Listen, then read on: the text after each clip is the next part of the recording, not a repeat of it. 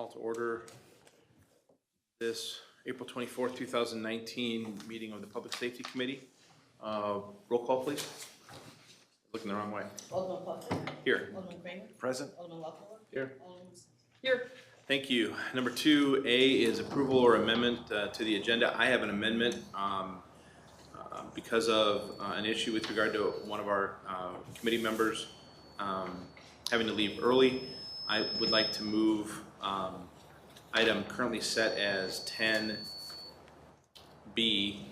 and instead of treating it as new business and its own separate category, I'd like to ask us to roll that into the agenda item 7A and ask Chief Spees to discuss it in the context of monthly report. Is there any objection to making that change? Thank you. Are there any other changes? Hearing none, the agenda as amended will stand. There are no announcements, appointments, proclamations, or recognitions. Are there any citizen comments? Hearing no citizen comments, there is no city administrator's report. There are reports of the committee chair and alderman. The chairman has no report. Alderman Kramer? No report this time. Thank you. Alderman Lockmuller? No report. Alderwoman Sims? No report. Thank you. We now, with that, come to item 7A, and I'll recognize Chief Spees and ask him to give a report about the police department. Yes, sir. Thank you. Starting off with the request that we take a look at Ward 2 crime for January 1 through and including March 31st. There was some question as to a couple of details that we had in place in the York area. Start off that conversation, York has been hit with several visits of people that came in to do car cloudings, and not only located and chased at least 4 different cars out of there over the last 3 months. We have had at least 3 incidences of people reporting the cars broken into. So because there's been a uptick in that vehicle crime in that area, we have had a detail in that area that includes officers on the night watch, and this is really a night watch issue from about 1 o'clock in the morning up till daylight. So we have had a car detailed in the New York area the last couple months. That's included a bait car program where we've put items in a car that's been GPSed and try to get them taken. That hasn't worked, or no one's taken them yet. And we also have recently gotten approval for our messaging board from the board. We hope to move forward. It was ordered, it is ordered, and we're hoping to move forward and put that in conjunction with that detail. Specifically with your request to look at the crime, second ward, and we look at Pine in particular. I provided you the breakdown by Tom Bottini of the area. And go to the 3rd page, you'll see there's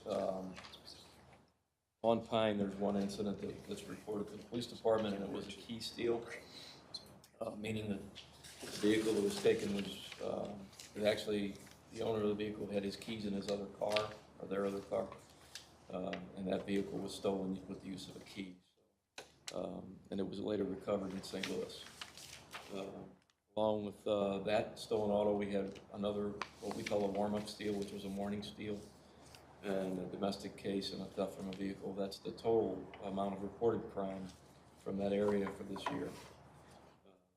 The second block that you look at is also an interesting block, I think, in that area is the business area, retail area. But if you look at the preceding page, page 2, and you look at the middle portion of the number of calls for service, that's that retail area that's largely generating a deal of our radio assignments in the city of Brentwood Police Department. So the other calls for service that you see, including the ones on Pine and the other streets in the area, you may look at those numbers and say, oh my gosh, there's 24 calls for service off block. Well, these are self-initiated calls by officers where they get out and make a contact with a citizen or perhaps stop somebody. It also includes all of our call-outs. So as our officers are required to ride each street as they go through their shifts, they'll call out in these different neighborhoods. So that generates a call for service. And those are included in these numbers when you look at them. Anybody have any questions regarding this? Thanks, Chief. And I thank the chair for putting this on, one ahead of schedule and on the agenda. Generally, I'm the one that needs the accommodation. I asked that this be put on the agenda in response to the person in my ward became aware of the theft, I think in particular the one on Pine. One thing I am frankly, I'm surprised by looking at the ones that are highlighted. I noticed the time, 8:30 in the morning, 7, that seems so brazen to me, that's when people are going to work, that they would be up and that these car clotters would be, in the neighborhood to steal anything, that let alone at a time when I would think, we've got the rush hour. Do you, are there, I think the most obvious thing is, don't leave your car running, and I'm honestly guilty of that when I go to the mobile on the run. You start your car, you think you're safe, so don't do that. But as far as, addressing this concern, what are your thoughts on that? So, and they are, the times are indicative of these guys, and this, by the way, is certainly not a Brentwood issue. This is all over. They ride around when it's cold, and people do this in every neighborhood, all over every place that it's cold in the country. And it's an easy mark for them, honestly. It's just, for whatever reason, happened to be the day they rode through this neighborhood, I guess, and grabbed these cars. So they tried to do this at the Enterprise lot on Brentwood prior. They tried to, they've done it in other neighborhoods here in Brentwood. So preventative measures, yeah. I mean, the education piece is important, that when it's cold outside, there could be people looking for an easy car to steal that's warming up. They're warm-up steals that we saw in the city were extremely common, and they usually occurred in areas west of Hampton Avenue.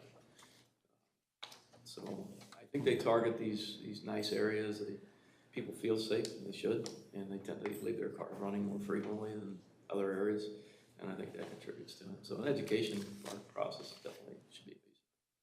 The other piece is keeping your keys in your car. In this one case, the keys were in the vehicle of the other car, but they were parked right next to it. All they do when they find a fob is start clicking. And when they click and they pop, they get the noise they want, they're off and running. So keeping spare keys in your vehicle with a fob on them is a bad idea. Any other questions? It looks like, generally, would you say that Ward 2 more has, a lot of commercial property component to that, I mean, it looks like there are a lot of them are theft in vehicle from the business. I mean, not leaving things in your car, not leaving your keys in your car. And I will tell you that I've noticed that I've seen more police. I live on Spanish, so this is right around the corner from, Pine is, Spanish is across the street. I've seen police, drive down my street more or in the neighborhood, so I certainly appreciate that. And I know that we'll hear more from you later on, thoughts generally on addressing this issue, but other than education, any other things I can go back to my constituents with? I think part of it is, and we battle this all the time, is people calling us. And people see things in their neighborhoods and they're not calling us. That happens in Brentwood Forest quite frequently, honestly. In York Village, we had somebody that called after the fact on one of the incidents we had. I saw the guys 2 o'clock in the morning. He called and he said, I should. So that piece of it too is part of letting people know that's what we're here for. And it's a 911 call. If you see something in your neighborhood that's suspicious, you need to call 911. It may be nothing. The officers are good at checking and discerning what it is. So.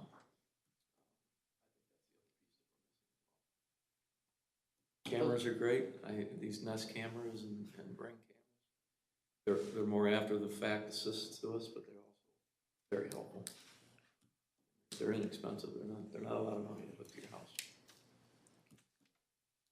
Those are my questions. Any other questions? Any questions? Yeah, real quick if I could. Chief, I know you've talked about this before, but there is another switchboard number that people can use to get through, like a phone tree when you get to that one. Right. And one of the questions is, would you like an officer dispatched to your location? Mm-hmm. Is there, if someone has a non-emergency notification, should they still call, what's the benefit of calling the other, I guess, the switchboard number, or is there a benefit? Well, you tie up the 911 operators if you call 911 directly. So in theory, call taker is talking to you as opposed to answering the phone. Could cause a delay in the 911. So that's why they create a non-emergency number process. And every dispatching center does that. All that, and it says, would you like an officer dispatched to your location?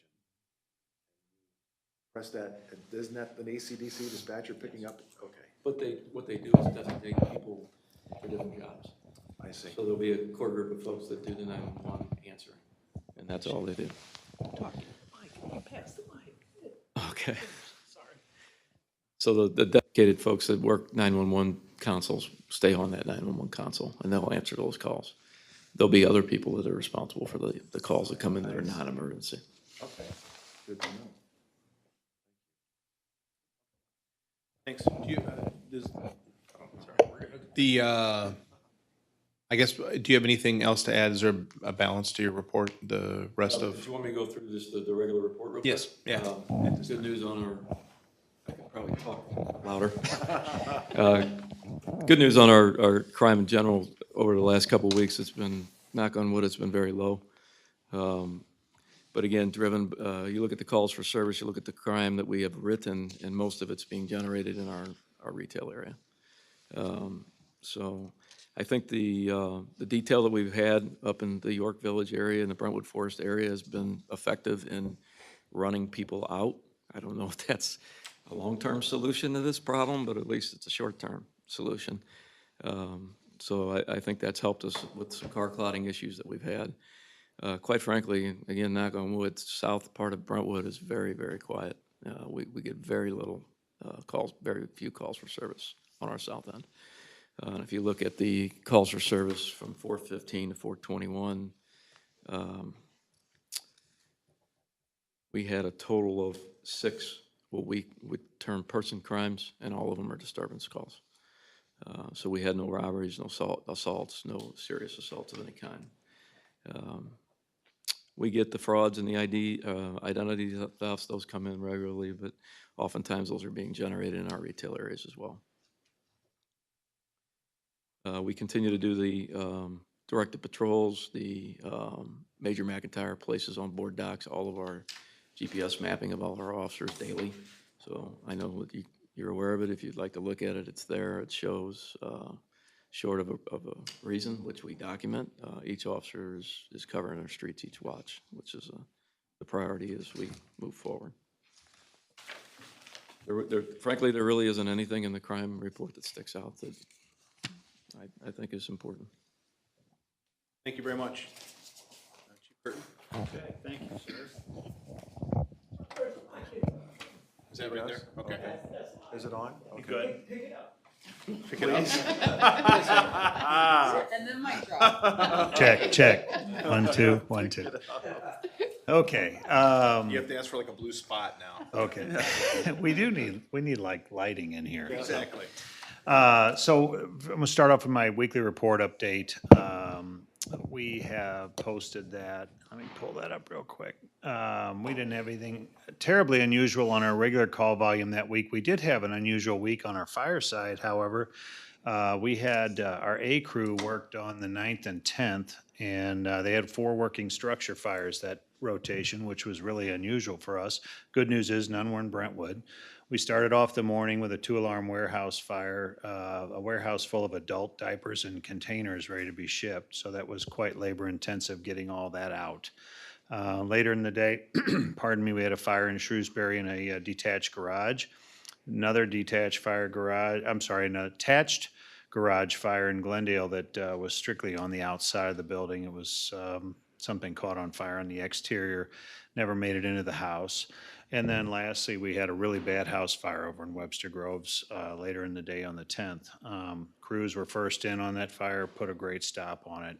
Fortunately, everybody was out of the house at the time, so there was no injuries, but busy rotation for a crew.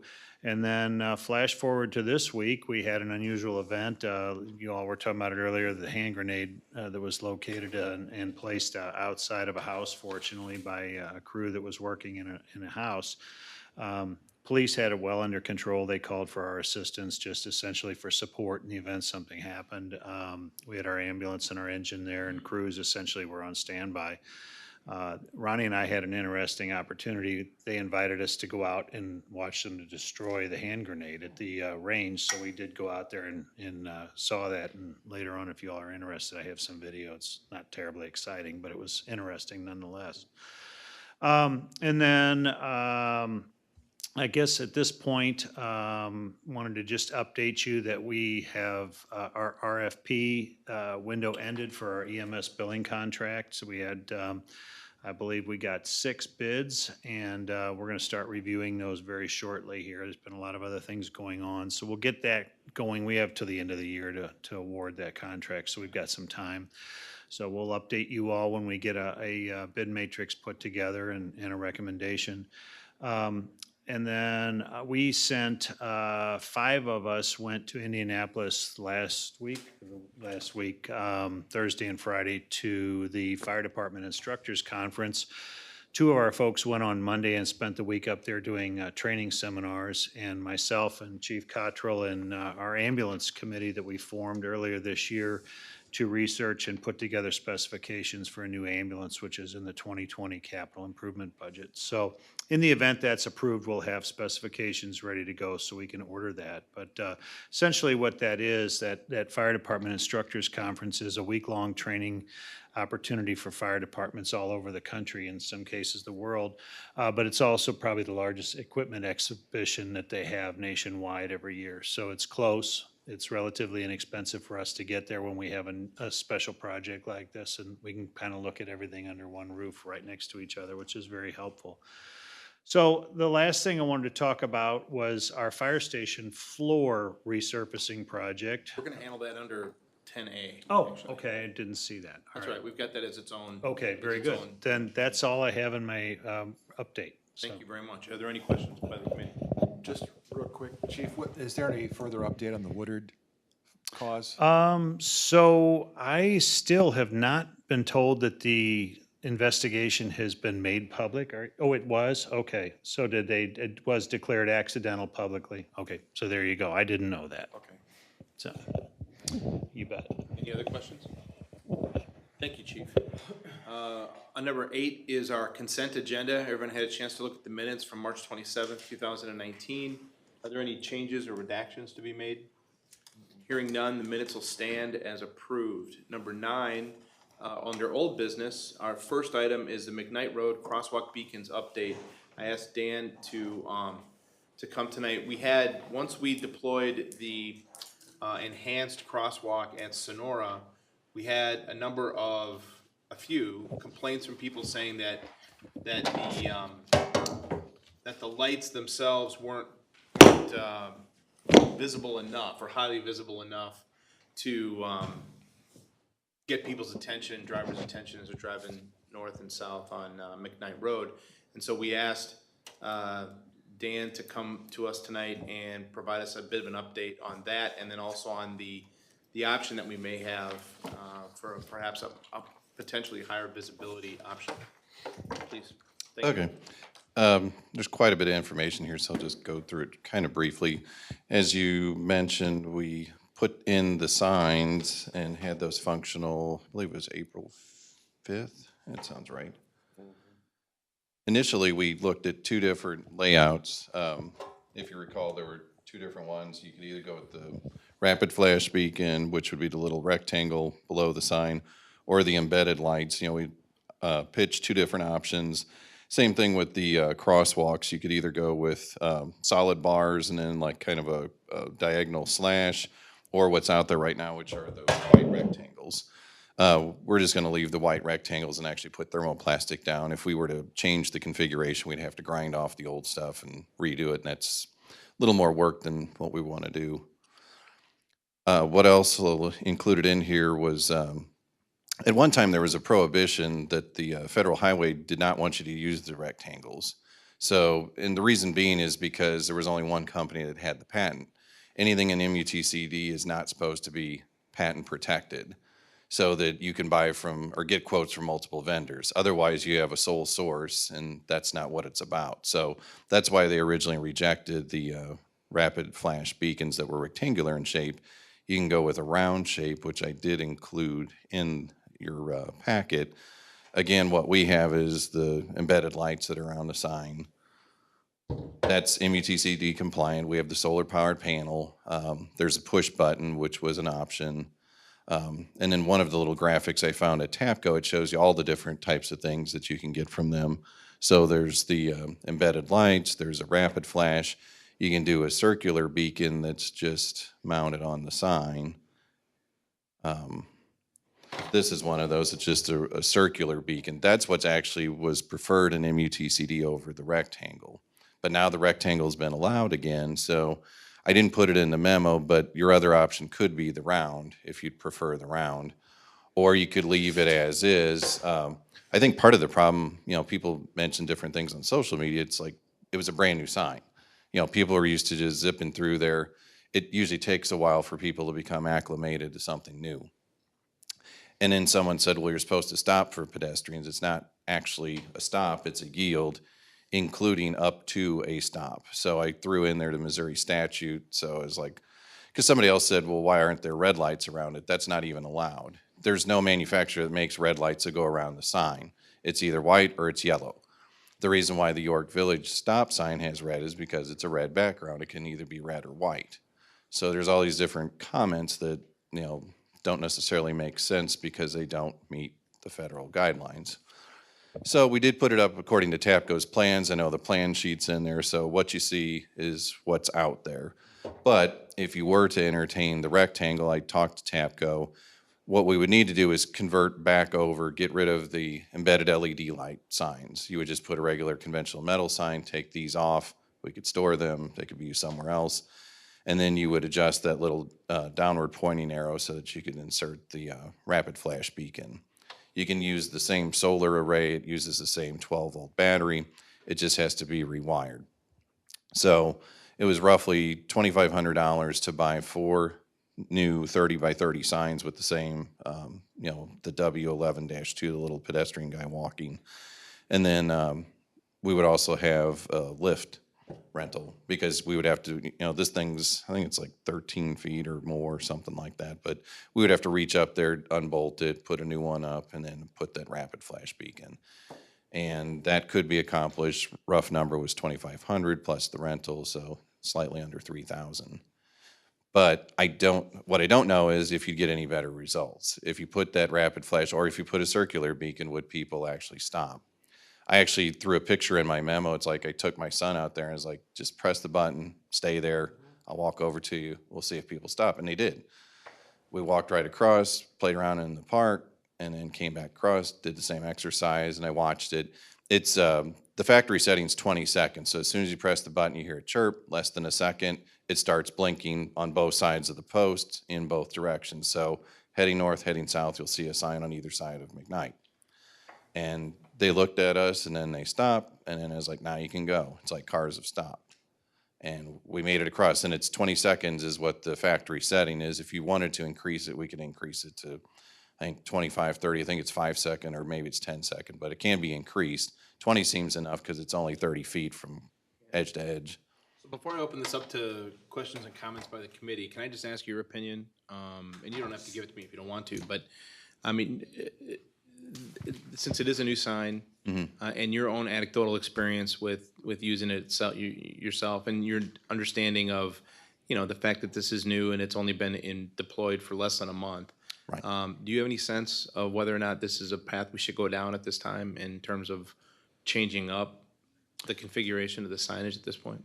I personally would leave it. There's a few things I talked to the factory rep about maybe adjusting. They said there's some shim pieces you can put behind the sign to angle it slightly down so that the viewing angle is different. Because right now, it's completely perpendicular Yeah. to the roadway, and they said if you can angle it slightly down, like usually 15 degree angle is the optimal. So I'd have to sit there and play with the geometry. That'd be pretty easy to do, is figure out that angle and what you could, ratchet it down to and how many inches you'd have to shove in there to make it slightly downward. On the idea that changing the angle would somehow, You'd see the LED lights a little differently. that would be coming directly at your eyes, so to Right, speak? because right now, if you're in a motor vehicle, regular passenger car, you're probably like 42 inches above the pavement elevation. So your eye's looking straight across and the sign's up. So if you angle the sign slightly down, you might see it a little better. And then he said that ours has the option of adjusting the intensity from the factory setting up higher, not a whole lot higher, but the LEDs will burn brighter. The downside is that, it could be annoying to the folks on the Brentwood side because there's a house The there. house that's right there, yeah. Right. So I don't know what it would be like if you're in that house or in the backyard, if that would be too much light at night especially. During the day, probably not so much. Do you have any comments on there? I guess I'm a little bit in the dark. Is there some negative feedback that we've been receiving? Yeah. It wasn't, I wouldn't really say it was negative. It was, the feedback that I saw or was directed to me, and it wasn't a lot, was mostly on the tone of lamenting the fact that despite this effort, which they all thought was a good thing to do, that drivers were still ignoring the sign. Would you say that's kind of what you heard? I too? would say so, and people tend to ignore signs elsewhere too. I mean, Right. between Memorial Park and the YMCA, I've seen people stand in the crosswalk and then people just kind of keep going. It's like they're there because they're trying to cross. Yeah. Well, I was going to say, I mean, not to go off point too far, but with regard to that crosswalk specifically, depending on the experience here, I would say that's the next place we need to be looking at doing the exact same thing. Yeah. Because it's used a lot by the YMCA getting across to the park. And it's a lot of little kids and it's a lot of, big groups. Yeah, if money were no object, it would be nice to experiment with like a rapid flash or one at a round beacon somewhere else Might be to the way see to do it. if it gets any better results. I know the salesman said people might see the rectangle a little better, but maybe not. Yeah. He's like, I'd hate for you to spend the money and then people still don't yield to the folks in the crosswalk bars. Did you have anything? My suggestion would be maybe just a little bit of, I don't know what you'd call it, but a little time for everybody to take this new. Yeah, exactly. Okay. Yes, Mr. Chairman. My only experience, Director Dan, with this topic is the sign that's on Bellevue at St. Mary's Hospital. That's evolved over a period of time, but it's the same kind of notification with the flashing lights, only it's on flashing all the time to notify people, hey, watch out. And my query is, based upon that particular sign, is I feel like I noticed more LEDs on the perimeter. And I don't know if that's based upon the shape. It's also lower. And you referenced the sign at York Village.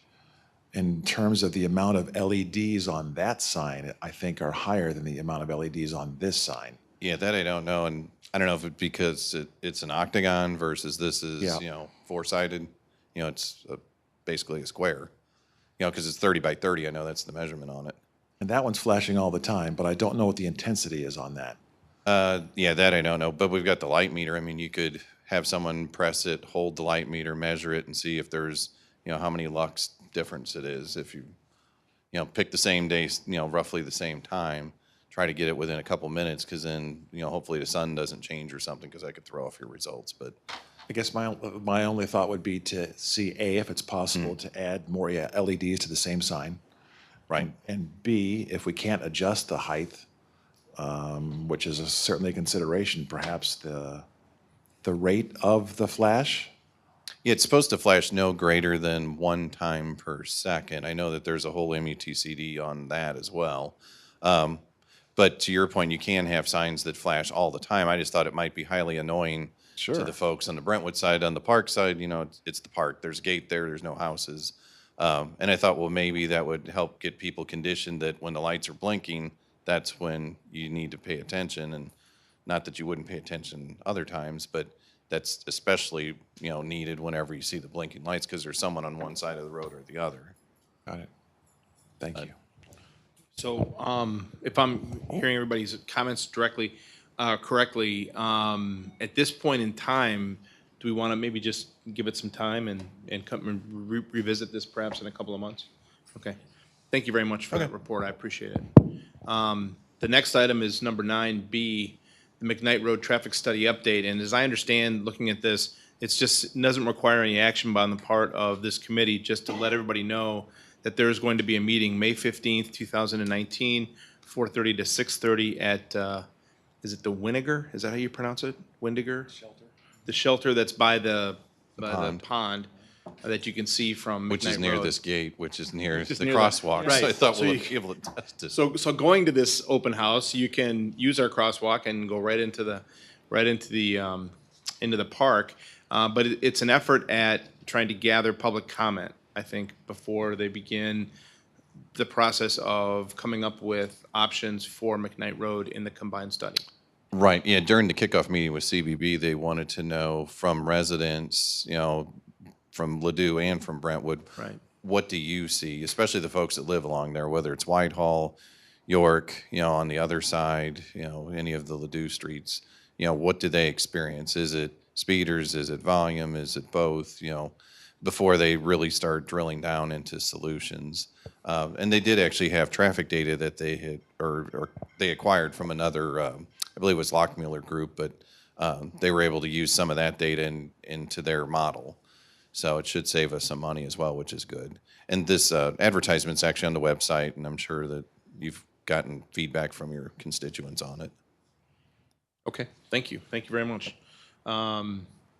With that, let's go to number 9C, which is a discussion on general order governing misconduct. We had presented this issue at the last meeting, and there was some discussion at that time about whether the proposed language with regard to the Police Department General Order 1803 should be changed to require essentially the city administrator, when faced with an allegation of misconduct with regard to our chief, that allegation be investigated externally and there not be an option to investigate it internally.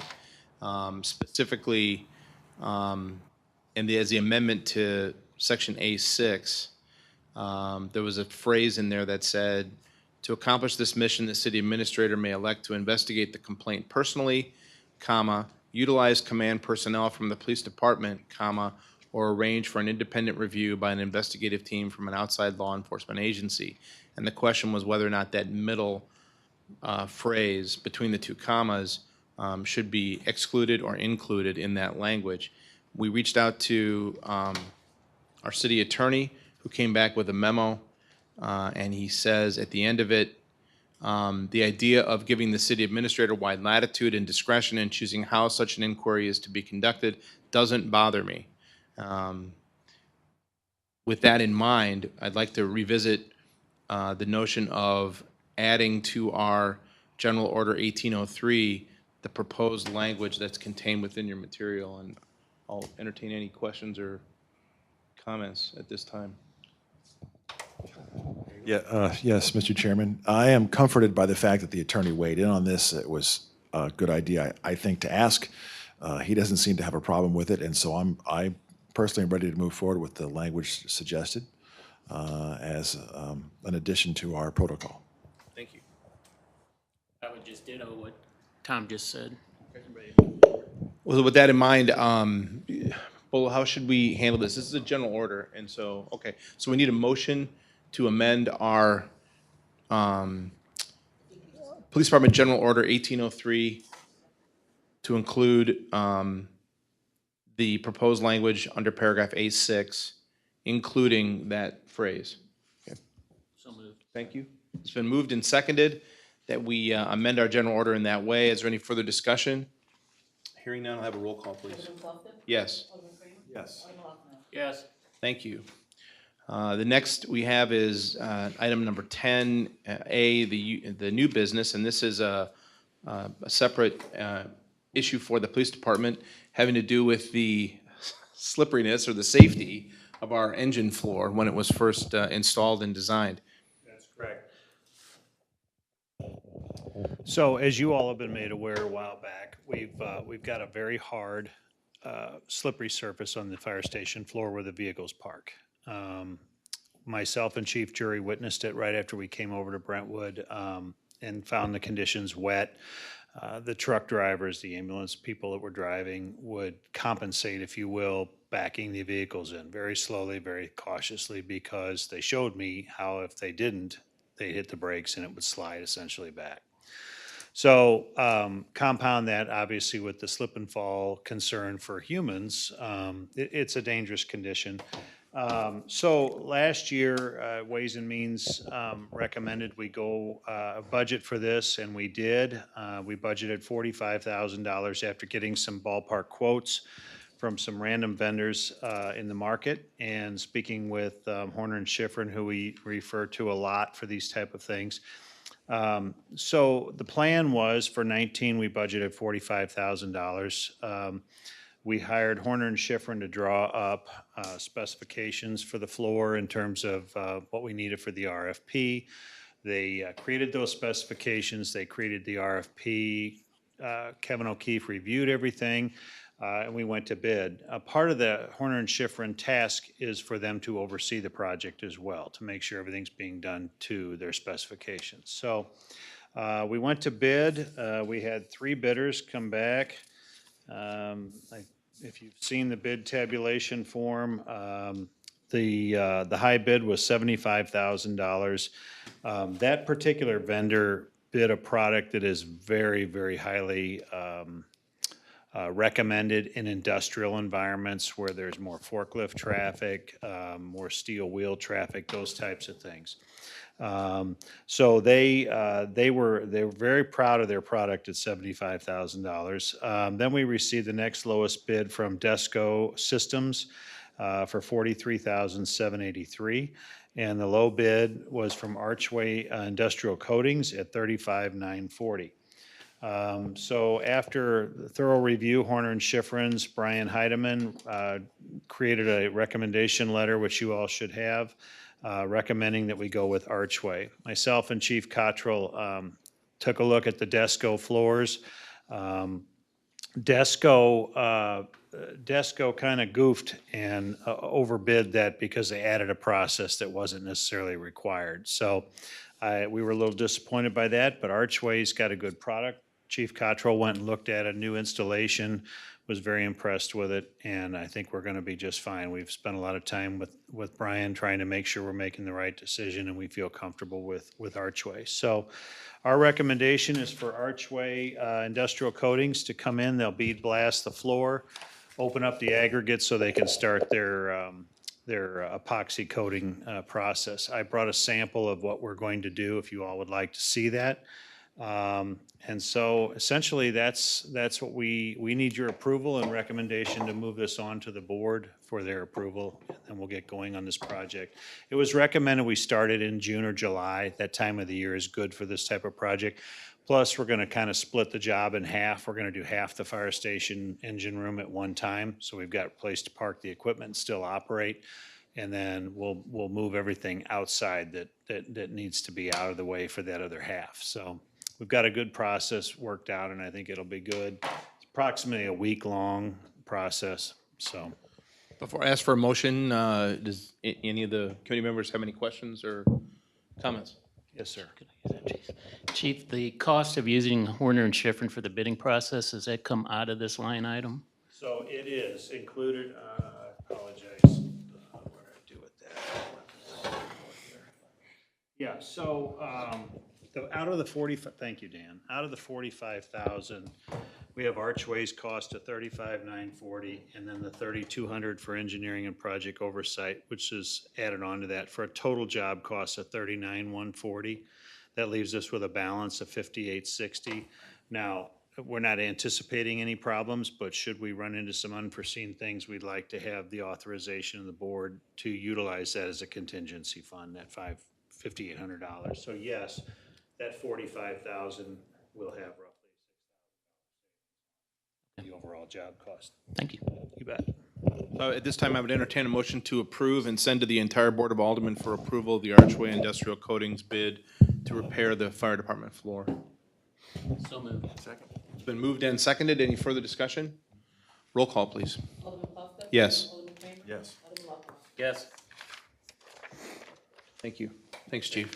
You bet. Chief Spees, the next item on the agenda is number 10C, Police Department staffing. And this had to do with a staffing comparison that was generated by your department back in late December 2018. Would you bring us up to speed on that? Yes, sir. Thank you. Regarding the staffing inquiry that this board had, we studied 18 cities throughout the St. Louis area. I forwarded this to Alderman Plufka, and I believe you forwarded it on to other members of this committee. A couple things about this report that we sent that I think are important to at least consider. On page 2 of the report, there's a look at Richmond Heights, the DePere Police Department, Maplewood, and Brentwood, who are arguably our closest comparators out of the 18 cities. And each of those cities are very close to us in terms of number of residents. DePere is a bigger city, but the rest are about the same size as us. We have considerably more calls for service than all of them, and more businesses than 3 of them. So we are in terms of comparing these 4 cities to us, we have more calls for service than all of these cities, more retail areas to cover. Residents are around the same, and square mileage of the cities roughly about the same short compare. As you look at those 4 closest comparative cities, Brentwood has 28 officers aligned, Maplewood 34, 44 for DePere, and 41 for Richmond Heights. I consider Richmond Heights probably our closest comparison city because of the size and number of people. They have the Galleria area, they have a Metrolink platform they have to cover. They're pretty close to us. They're currently sitting at 41 officers, and they have 6 officers that are specifically assigned to the retail area. So as we looked at this comparative study for Brentwood at 28 officers, really I think the message that I'd just like to give you is that we staff 5 officers on 4 shifts, 24 hours a day, which means that we have no extra officers. We've only got 3 people assigned to our detective bureau. That includes the sergeant, and we have an SRO, a school resource officer, and that's it. Nobody's out there doing anything else.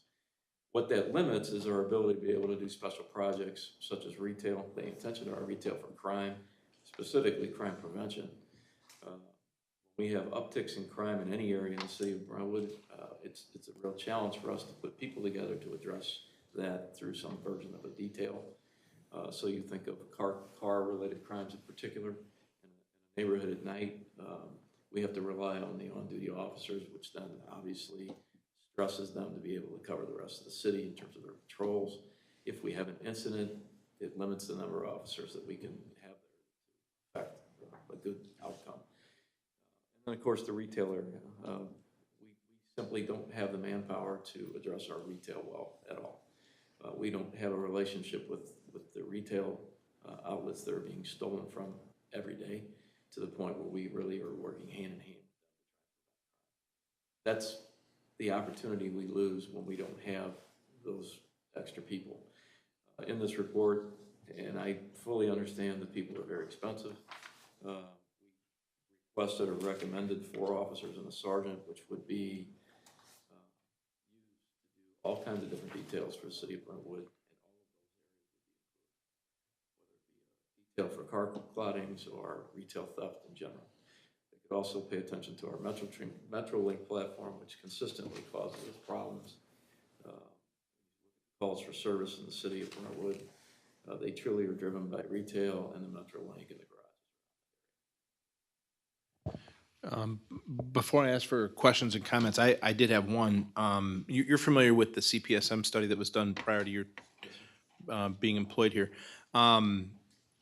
have you had a chance to review that report with an eye toward what they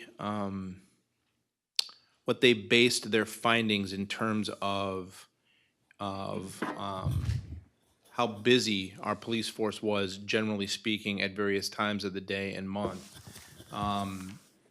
based on how our police officers were being deployed at the time of that study, comparing it to how they're being deployed now?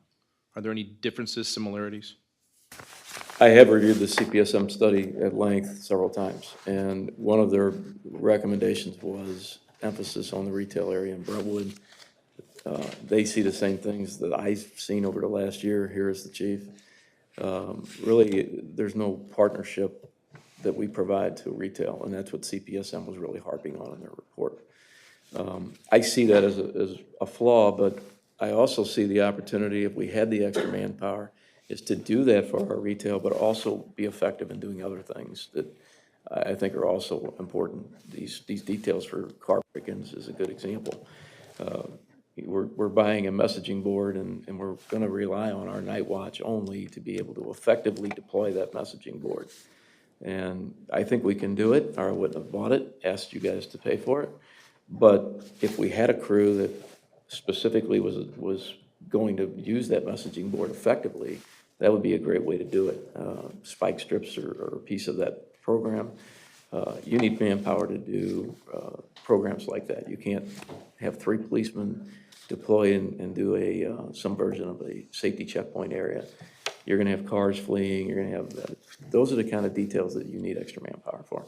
Is this the kind of recommendation with regard to the need for extra manpower that could be implemented on a gradual basis? In other words, yeah, phased in, that's a good word.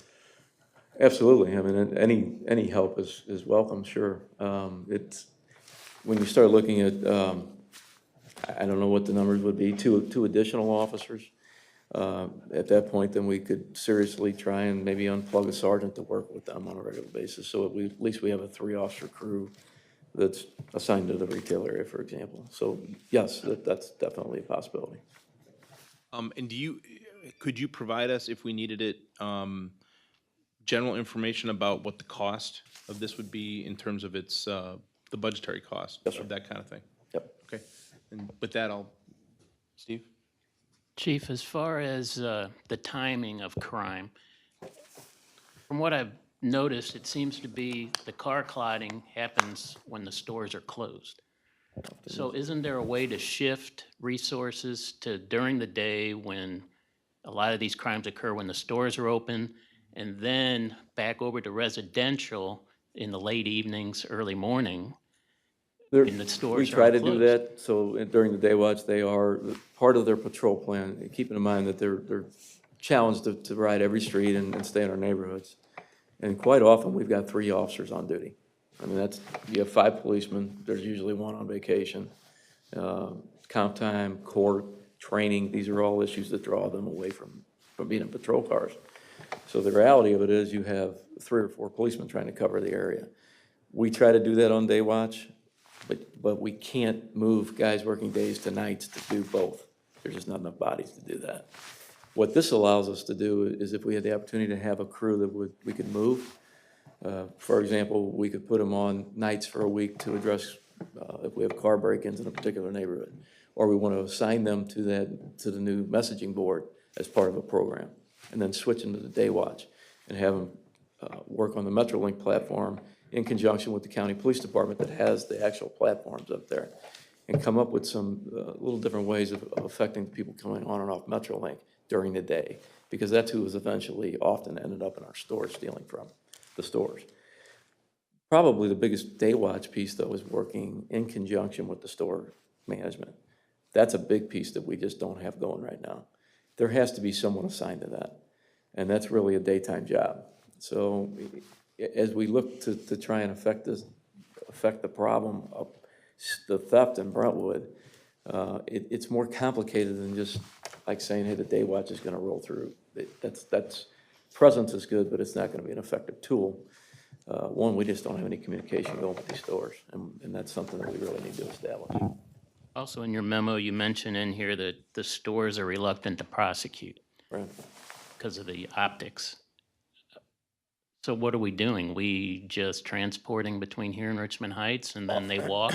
Or Oftentimes, they don't even, they'll call us and say we have a theft. It might be something under $100 is usually their threshold.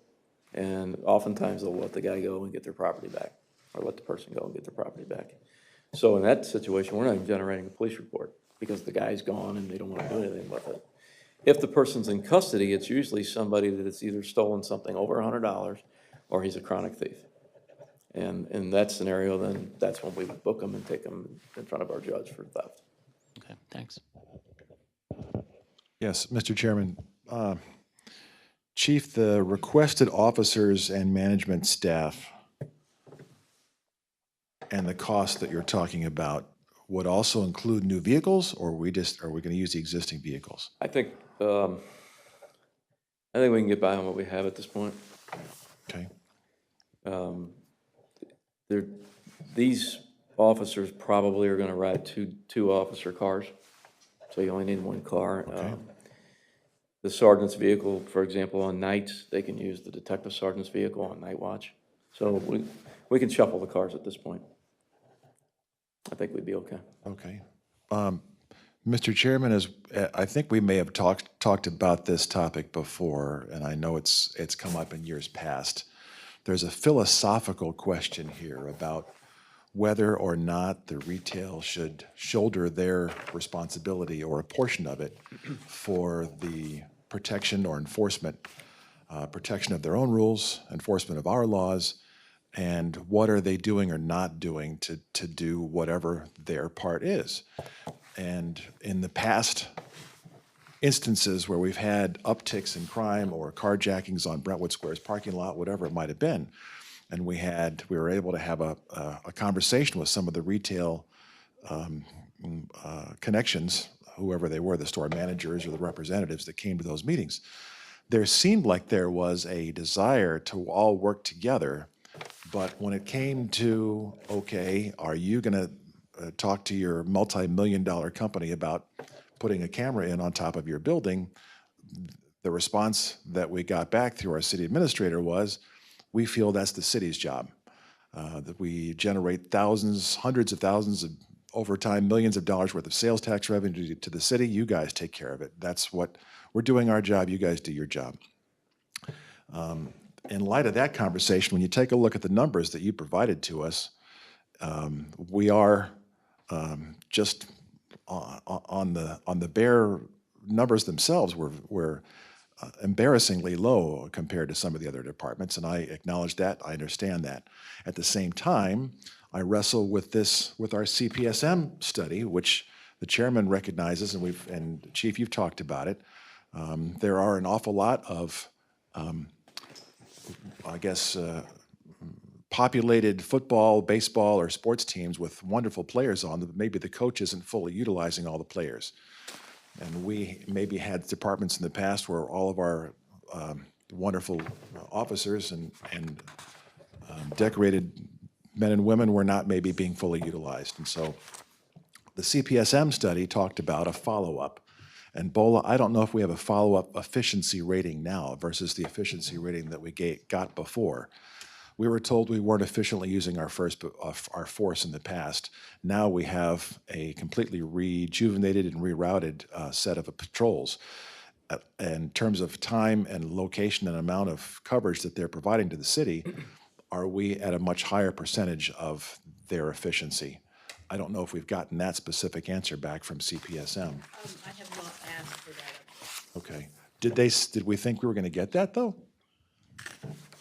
I think that immediately after we received the report, there was another contract approved by the board for them to work with the department to make sure that they were gradually following the recommendations and, achieving some sort of outcome.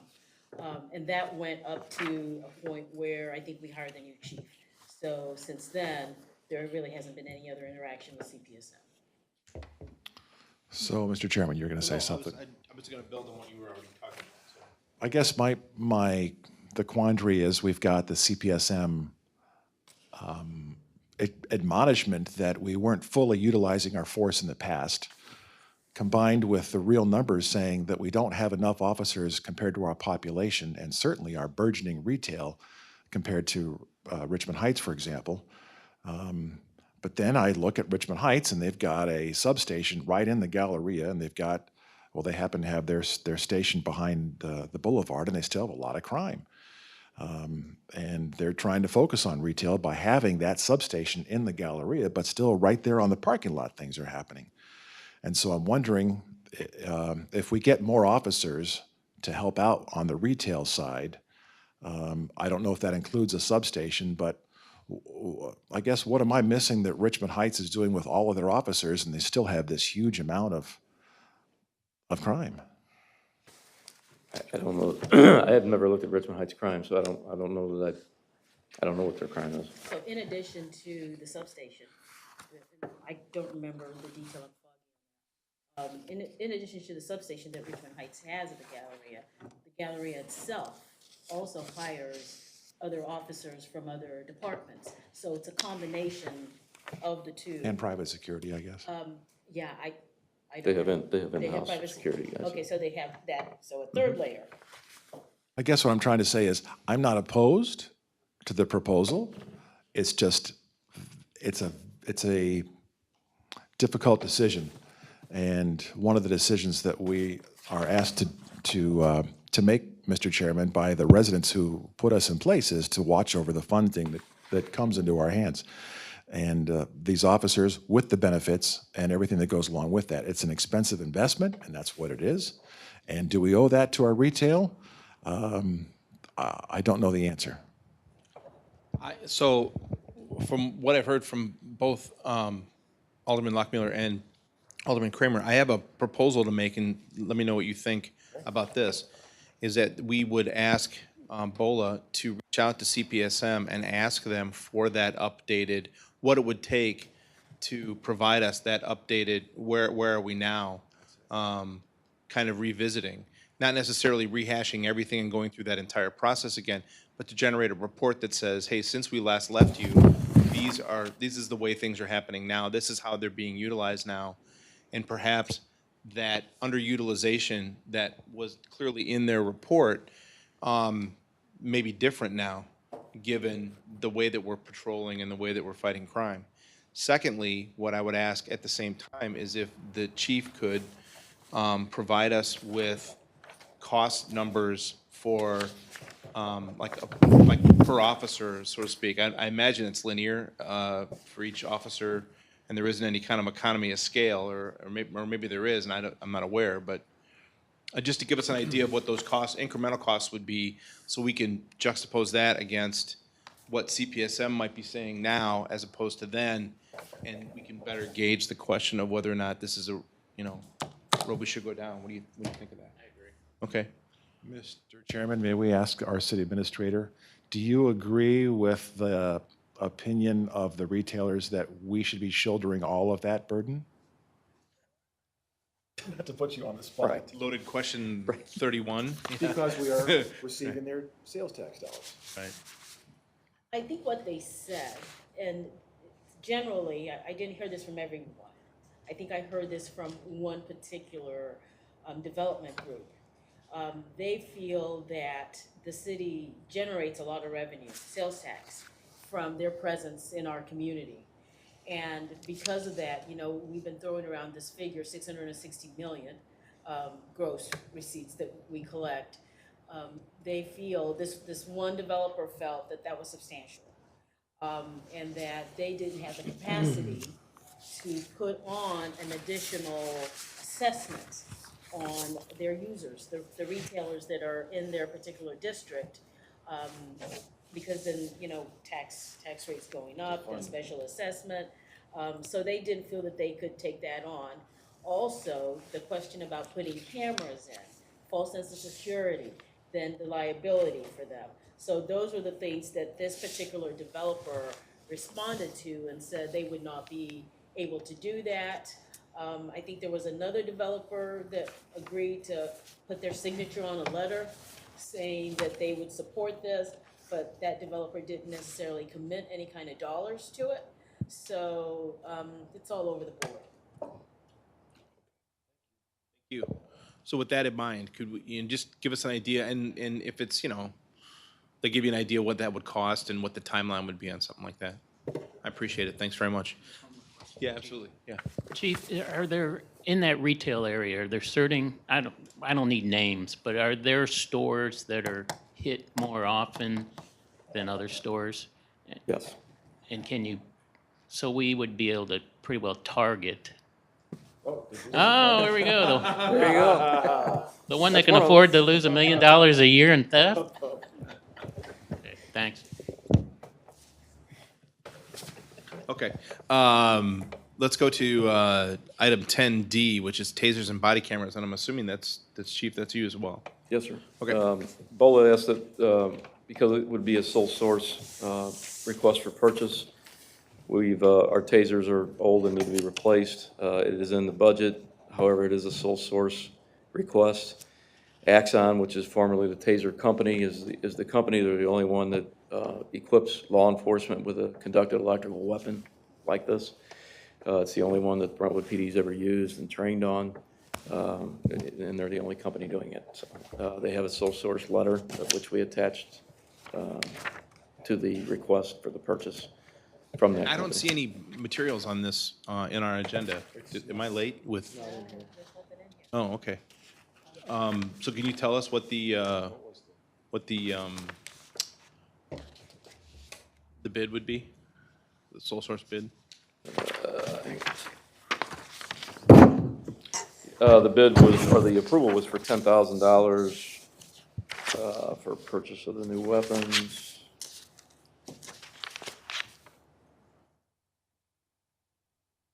I'm looking for the total here. I believe the total, here it is, $9,040. That's for how many tasers? That is for 8, and then it includes battery packs for all of them. The line item says body cameras as well, but does that involve? That's a different topic. Okay. So do you need us to make a motion to approve this single source bid for 9,014? 40. 9,040, sorry. $9,040 for the purchase of 8 tasers and recommend its approval to the Board of Aldermen. I'd entertain that motion. So moved. Moved and seconded. Is there any further discussion? It's in the capital budget. Any additional discussion? Roll call vote, please. Alderman Plufka? Yes. Alderman Kramer? Yes. Alderman Lockhart? Thank you. With regard to body cameras, Yes, sir, just briefly on the body camera program to get the committee up to date. We anticipate a mid-July rollout of actual putting body cameras on Brentwood police officers. We are in the process of testing. There are two companies. WatchGuard was the first one that we just completed this week testing. WatchGuard was worn by officers for about 3 weeks. We tried to apply it in different calls that the officers did and then reviewed how it performed, in particular where they were wearing it and how they used it, its ease of use. So the next one is Panasonic that we're going to be testing for about 3 weeks, and that'll be coming shortly as soon as Panasonic shows up with the equipment. From there, we will pick one of those 2 vendors, and again, this is a grant, an approved grant. There are now 7 cities. It was 8, now it's down to 7 cities that are in it. Bell Fountain Neighbors is one of them, and Chief Jeremy Eiler is the chair of this committee and is moving this thing forward. So it's in conjunction with the U.S. Attorney's Office. We will work with the U.S. Attorney's Office on the actual grant funding piece of the program. One of the things that we've done with the body cameras is infused them into our officer safety training program. We want to see specifically how it performs under stress for our officers and what we put them through in these training scenarios. So we've got a lot of video from the last 2 training events that we're reviewing. So we will compare the 2 as we pick which product would be best for us. The last thing I was going to mention with regard to body cameras is I've asked Major Hawkins to give you a presentation probably in June. We'll ask to put it on this agenda for this committee, and in that she will give you a full understanding of what the body camera program looks like, what redaction of what is captured by a Brentwood police officer's body camera looks like, what the legal requirements are.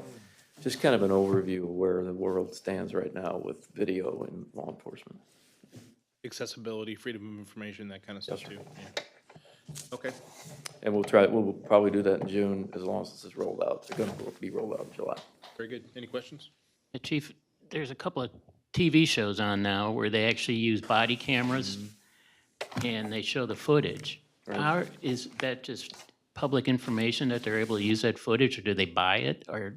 They actually pay for that, the show does. And they're already encountering a lot of legal challenges from the people involved in the body camera incidents. You know, especially when you're going into people's homes and, you know. Not a public space anymore. No, even in a public space, there's some right to privacy issues that, frankly, these body cameras are complicated. That's, depending on the scenario, it can be very complicated. Chief, do we have dash cams? No, they were in the budget for 2020, I believe.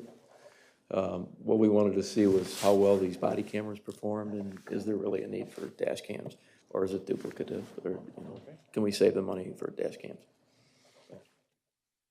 Thank you, Chief. Item 11A, citizen comments. Anybody in the audience that wishes to make a comment? Hearing none, I would entertain a motion to adjourn. So moved. Been moved and seconded that we adjourn. All those in favor say aye. Any opposed?